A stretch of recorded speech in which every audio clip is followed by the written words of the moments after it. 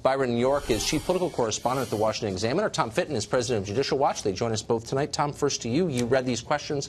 Your reaction was what? Well, you have to wonder what Mueller's up to here. Is he acting as a special counsel?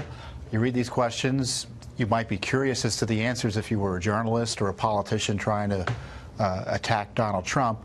But for a prosecutor to be putting out questions like this and to demand the time of the President of the United States is an abuse of his power.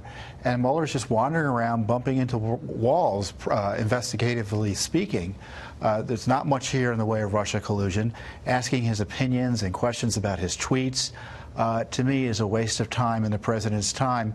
And I can't imagine a judge is going to allow him to force the president to have to answer many of these questions, since they're so off-kilter from any legitimate legal analysis or legal prosecution that he might be able to bring. Well, they're confusing at the very least to non-lawyers like me looking at this. Byron, do they suggest a direction? What do they tell us, assuming they're real, about the direction of this investigation? Well, first of all, it's not just a group of 40-something questions. It's a potentially unlimited number of questions. When they say, well, when did you first find out about that June 2016 meeting in Trump Tower? Doesn't that naturally lead to who told you?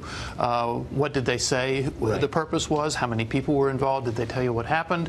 I mean, each question, which seems kind of benign and open-ended, can lead to all sorts of additional questions. But I think what you were getting at in your introduction is a point that we've seen a lot, which is asking Trump's motivations for the perfectly normal actions of a president. We've seen that in other court cases, from the travel ban to DACA to other things, in which the legitimate exercise of presidential power is questioned because the president apparently had some sort of unacceptable motive, and that's what's involved here. So that's a theological debate, not a political or policy debate. Are you pure-hearted? That's not really the concern of federal prosecutors, is it? Right. Well, that's because everybody knows that he had the power to fire the director of the FBI, or he has the power to rake his attorney general over the coals. Whether or not that's a good idea is completely separate.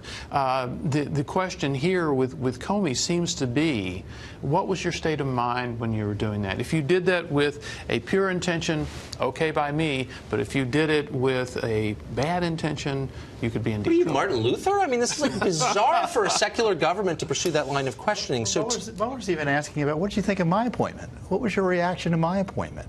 He's asking about himself. This is like a Playboy questionnaire. What are your greatest strengths? What are your turnoffs? You know what? Go ahead. It's bizarre.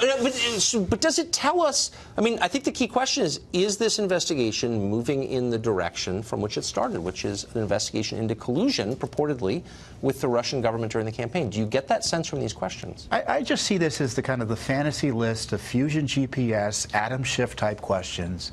They're pushing that narrative that's been out there.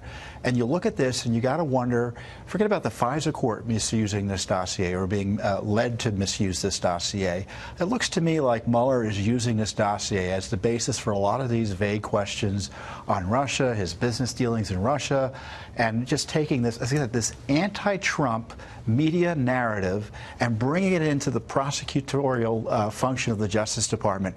It's a real abuse, and Rod Rosenstein needs to be held accountable for unleashing this on the American people, the presidency, and the Justice Department. Hard to see how it's made the country better. Is it, I haven't checked, Byron, you're very current with the law, is it a crime to say sympathetic things toward Russia? As far as I know, absolutely not. Okay. This list of questions, I have to say I completely lost my train of thought on this.